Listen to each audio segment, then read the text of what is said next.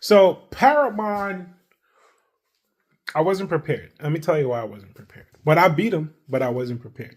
So here's the thing. You saw my last video on my Digimon skills. I collected that and forgot to equip all of them before the Parrotmon fight. And unless you turn off the game completely and restart, no, I think you can actually go back. Yeah, unless you reload your before the fight, like you ain't gonna get a chance to like change those skills. So I only had Magic Reflect on AGO Shusman. Everybody else I had to guard with.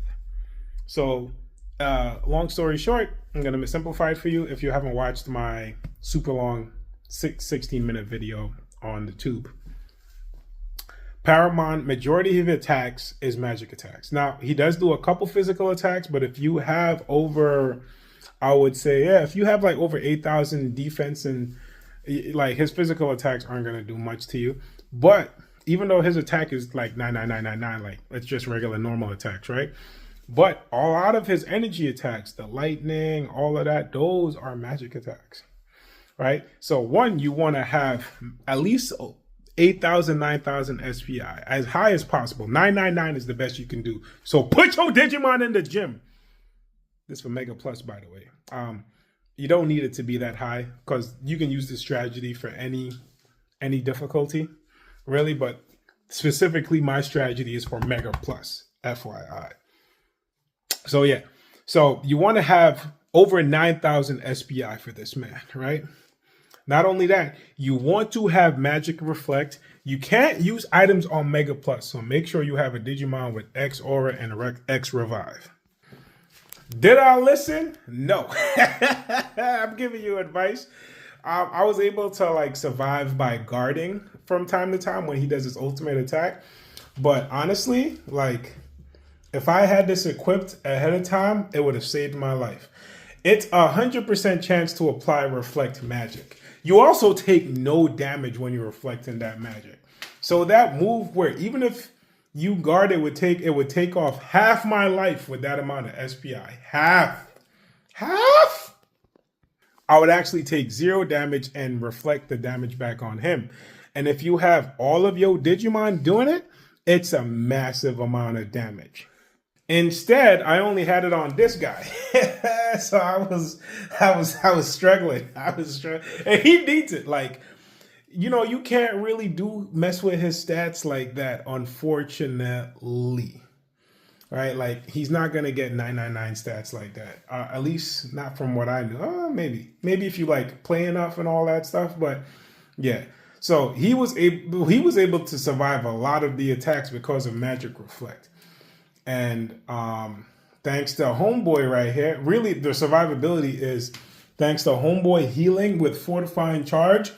Everyone's defense and SPI went up 20%. So I constantly kept that up.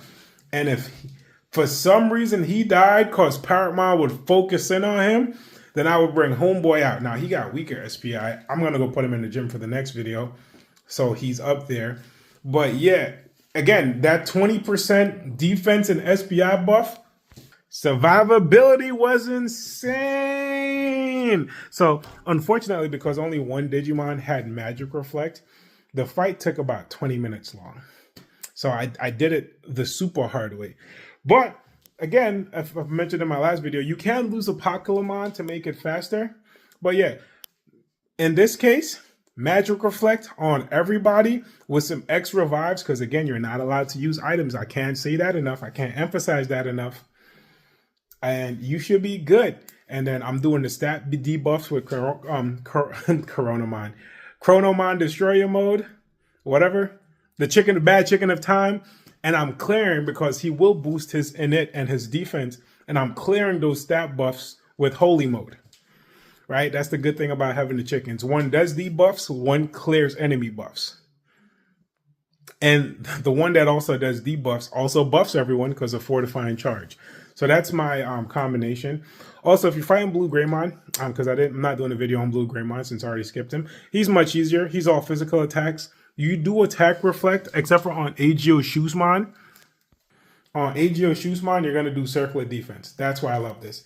It reflects physical attacks, and he counters With a magic attack, that's the only downside. Attack reflect counters with physical attack, right? So it's really good on Parrotmon because you have to train both their attack and defense, but you'll get the best benefit from using the attack and magic reflect by training both Digimon's attack and defense.